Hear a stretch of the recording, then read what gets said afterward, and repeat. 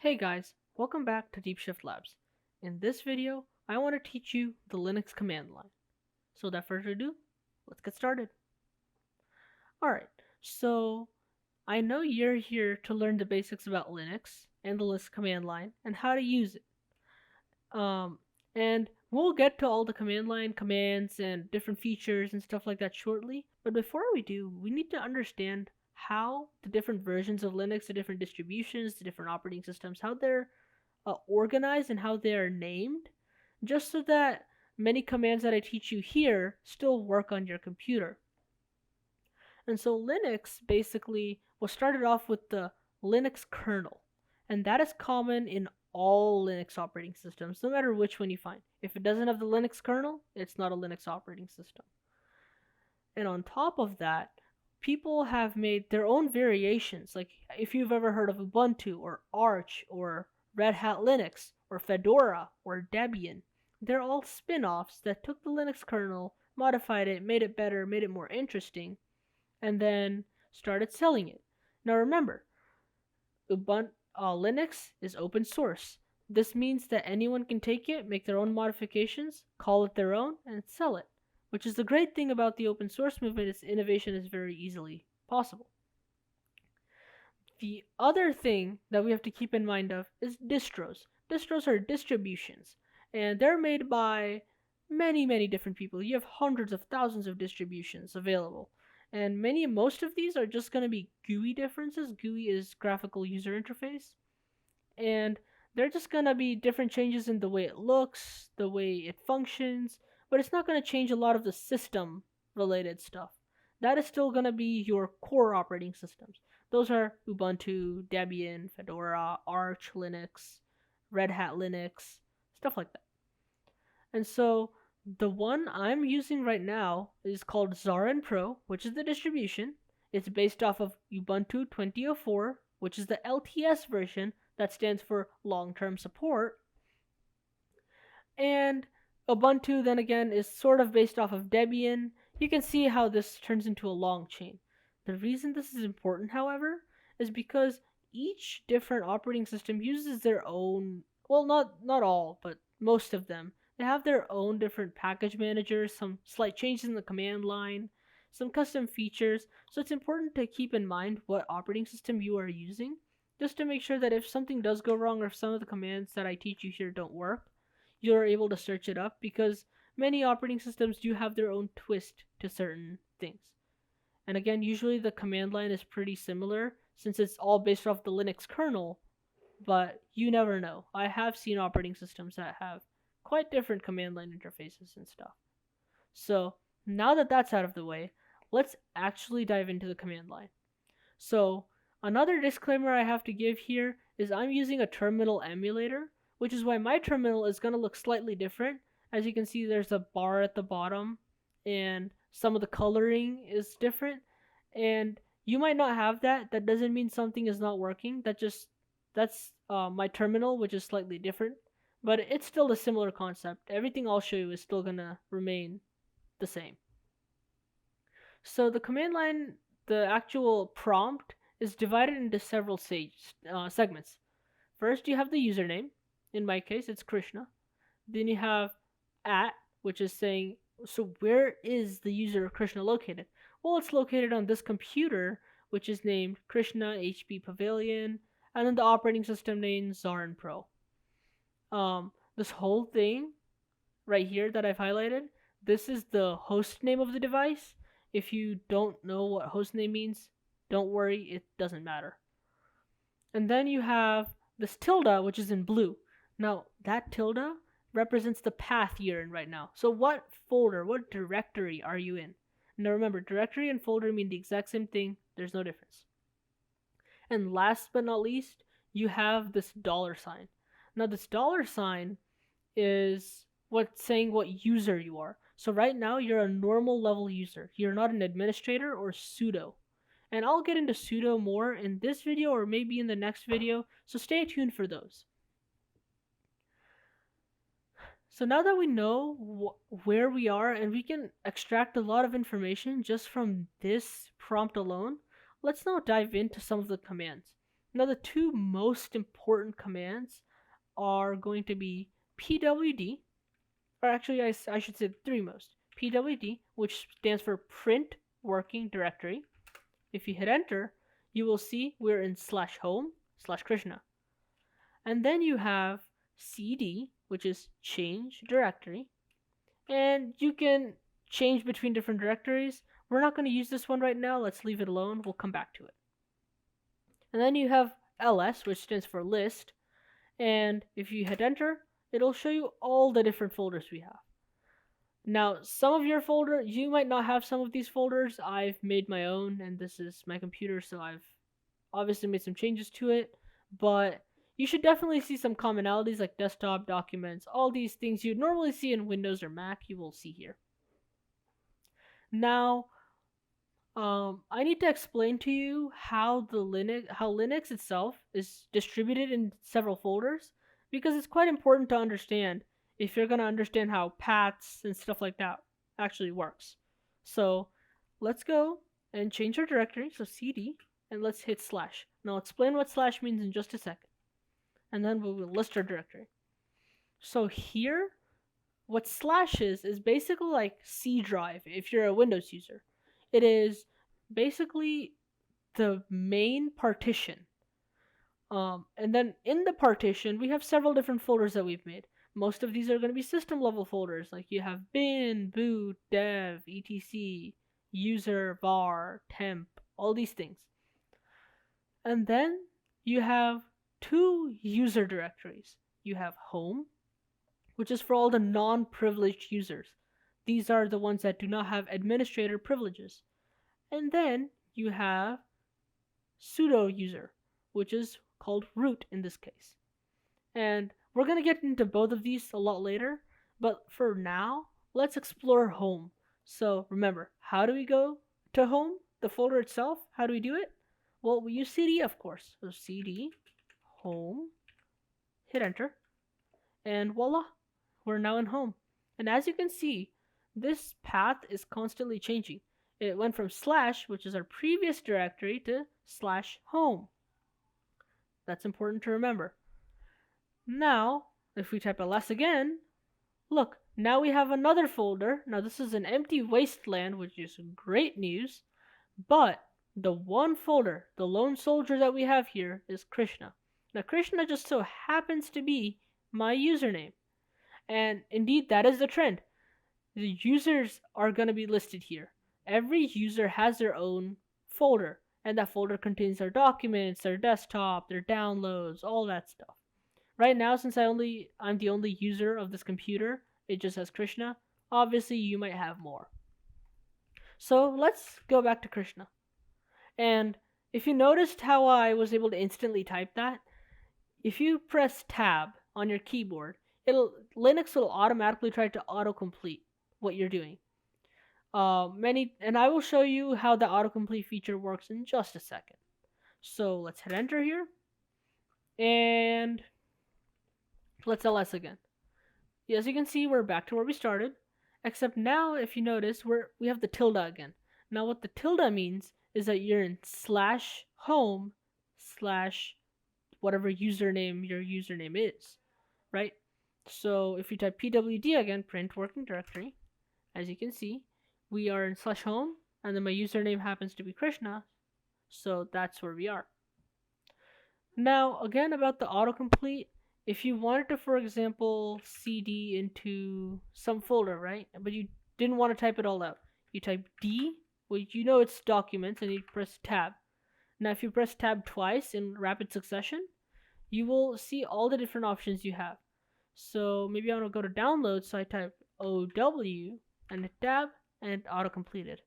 And it's a very handy tool if you don't exactly know where you're headed. It's a great way to navigate.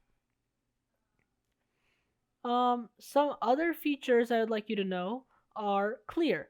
If your command line gets very messy, it's very easy. You just have to type clear, and it's gonna clean the slate. Another feature that you might need to know is the whole sudo user. Now, there are certain directories, certain files that Linux doesn't really want you making or editing. For example, if I go back to slash, and then I go into OPT, which is sort of a system directory, let's say ls. Now obviously I have some stuff here, ignore those. But let's try making a file here. Now, how do we make a file, you ask? I thought that was only for GUI interfaces. No, actually everything you can do using a user interface, you can do using the command line. So to make a file, you type touch, and I kind of remember this as we're touching a file, we're making it. And then the file name, so I'm going to type hello.txt. There we are. And let's hit enter. And oh no, permission denied. We could not make the file because this is a write protected directory. So how do we override this? Well, we type sudo touch hello.txt and let's hit enter. And of course it's going to ask me for the password. Now this is going to be the password you set at the very beginning when you were installing the operating system. So I'm going to quickly type mine in and let's hit enter. And it doesn't tell us whether it made it or not, but there's a very easy way to check. Do you know what command it is? Absolutely, it is ls. And look at that, we have a file made. Now let me explain to you a little bit more about how sudo works. In Linux, there's a very powerful security feature that makes it very difficult for hackers to actually penetrate your system, and that is sudo. It is the firewall, the barrier against all attacks. Basically how it works is it's very discouraged to log in as sudo. And in fact, if you're using a user interface like mine, there is no way to do that. Right. So the command we would use to switch users from your normal user to administrator is sudo su.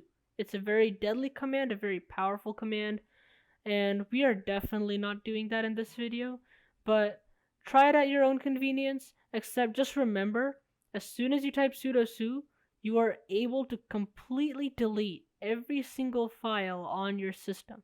So unless you really know what you're doing, it is highly, highly discouraged. Instead, every time we need to install something or make a file or something like that, we actually just use sudo and then the command. And that gives us like a one-time login into sudo.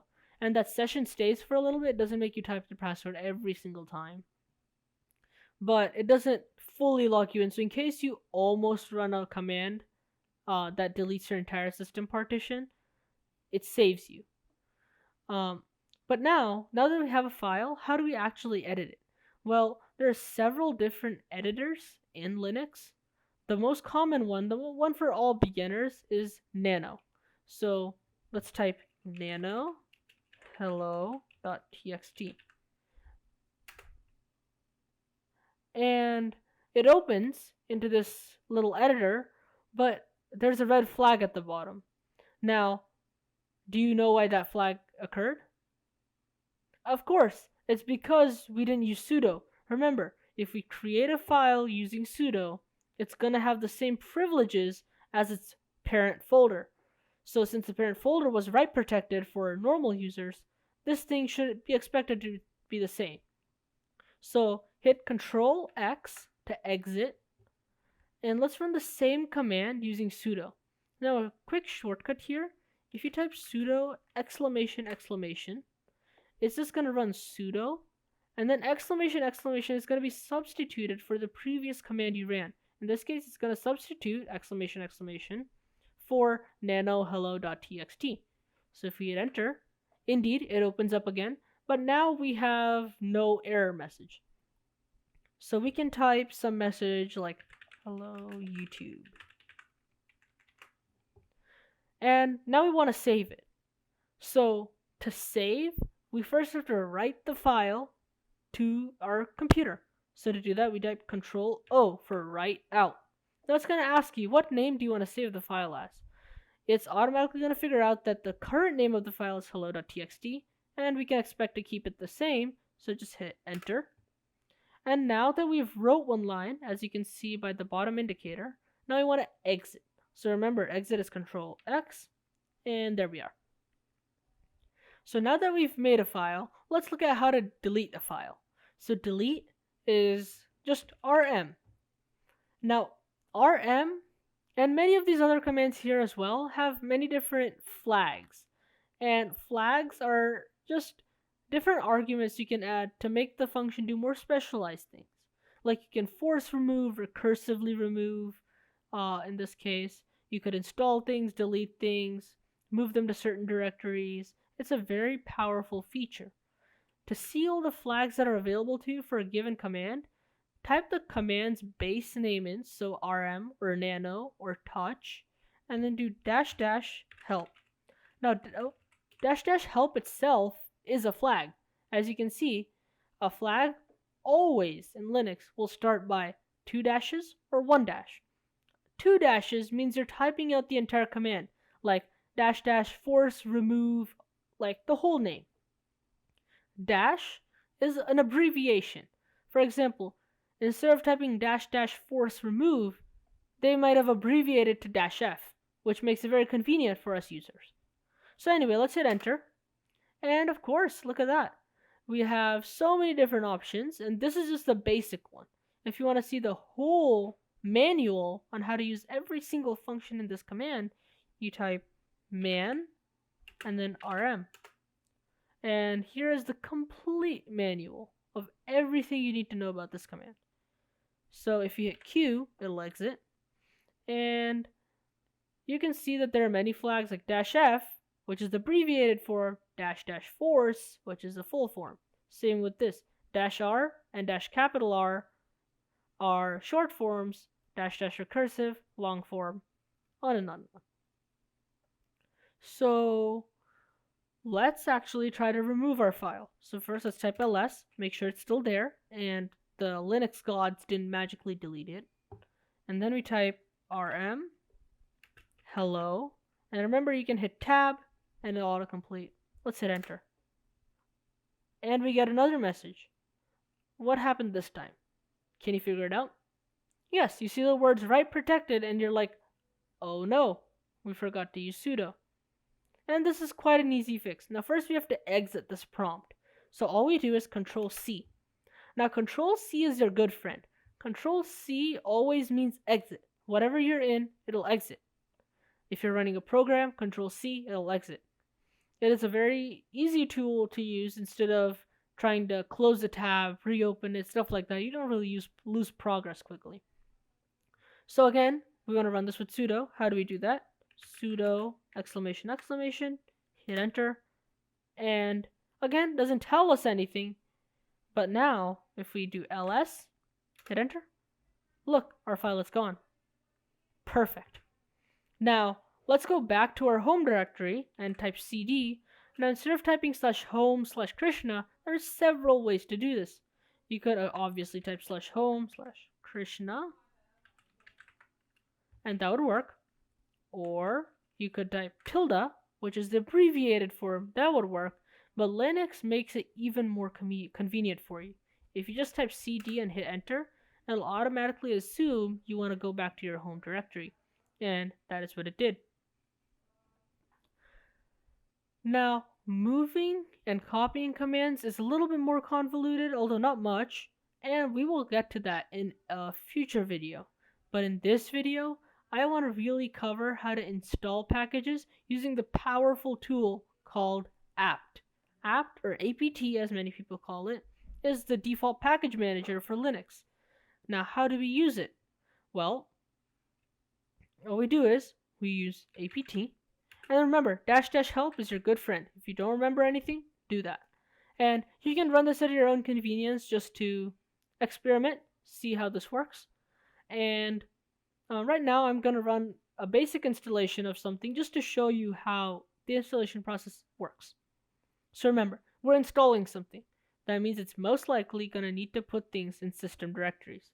So remember, what command do we use for that? Absolutely, we use sudo. So sudo apt install, because we're installing things. And then what do we want to install? Well, I'm going to install a package called tree. And I will show you what tree does in just a little bit. But let's install tree. But before we do, let's make sure I don't already have tree installed, as that might be cheating. So as you can see, we can type tree, and look, it tells us that tree is not a command, it's not found. But there are several ways to install. And you should see something like this. If you don't, then definitely leave a comment below, and I will definitely help you to my best ability. So remember, type sudo apt install tree, and let's hit enter. And it's going to do a bunch of things. And in this case, it automatically started installing. It might prompt you, do you actually want to install? And you have to type Y and hit enter. In my case, it just automatically went for it. And boom, our package is installed. Now if we type tree again, hit enter, boom. It is doing something. Now, if you're not sure what it's doing, that's okay. Basically what it's doing is it is listing all the files in a tree format. Let me scroll a little bit farther up so you can tell what it's doing. But as you can see, it has the folder and all the files under it, and it's doing that for everything. Now, this is usually a bad idea, and you have to type in several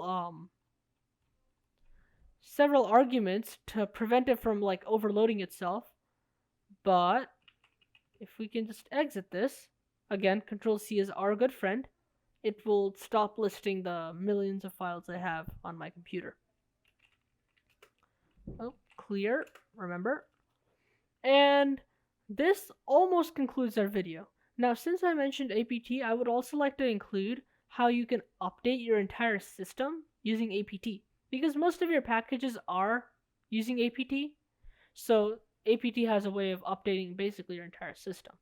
So how you do it is first you type sudo apt update. Now, what this is doing is it's basically going to all the online repositories that hold all the packages. Like you can see, you have Microsoft repositories, you have Ubuntu repositories, Brave Browser has its own, WineHQ has its own, Launchpad.net is a major repository that hosts a lot of different packages. And we're basically updating their list of all the packages they contain, just to make sure we're getting the latest versions. And then to update, to actually do the upgrade, we do sudo apt upgrade. Now upgrade is going to actually download all the packages, unpack them, and install them. Let's hit enter. And what it's telling me right now is there are no packages right now that need to be updated. But if there are, it's going to tell you that 2 packages need to be updated. It'll take up this much space. Do you want to do this? And you type Y and you hit enter, and it's going to do it. Obviously, I just ran it. But that was the basics of Linux for beginners. Now, we're going to have a second video coming up shortly going in more in depth about Linux commands and different things you can do with them. And we'll also run the dangerous command sudo su just for your pleasure. But until next time, have fun with Linux and keep on learning. Thank you.